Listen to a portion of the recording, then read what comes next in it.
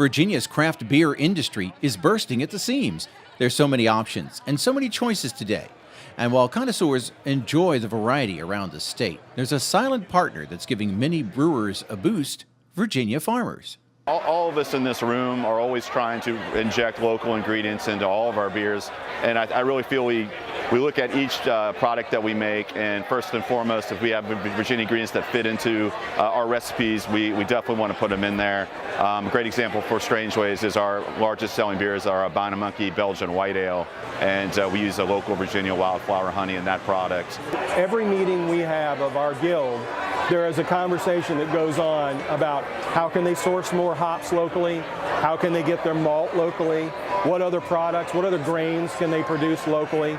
And it's really turning out to be a great news story for that local supply chain being within the Commonwealth. The full tent at the inaugural Blue Ribbon Craft Beer Festival at the 2017 State Fair of Virginia said it all. Craft beer has arrived.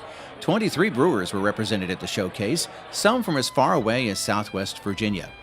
Brewers like Burton say Virginia fruit and honey are especially popular ingredients, and that's been a benefit to farmers. The apiaries there wasn't numerous ones around, and the ones that were there had a very limited amount of production. And we actually, when we let them know the amount of honey we needed, it was a little bit of a shock to them at first. But what happened was we built a demand, we think, and these apiaries are now able to acquire more honey on a regular basis. They've upped their hive numbers. The popularity of craft beer can be traced to its unique taste compared to mass-produced beers.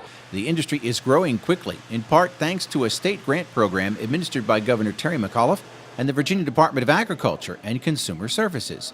40% of recent agriculture and forest industry development program grants went to craft breweries. A requirement of that program is actually use 30%, at least 30% of your inputs from local Virginia farms.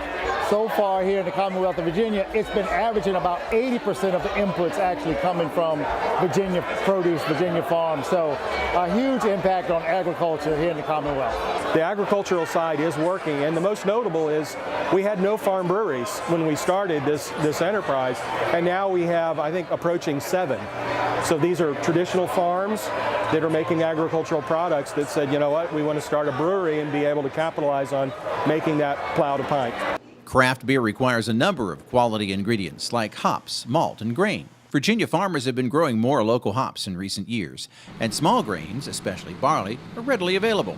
The barley must be malted before using it to make beer.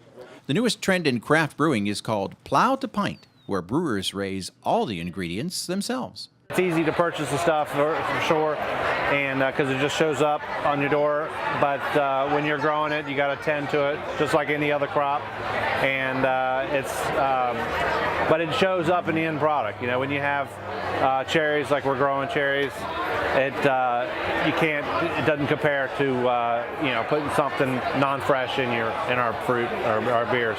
You know, it's something that I would love to see more people do because it preserves open space, preserves farmland.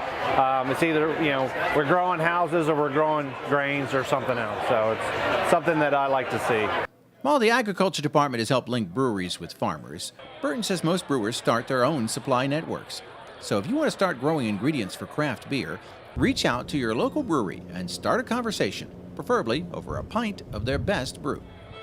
In Caroline County, Virginia, I'm Norm Hyde.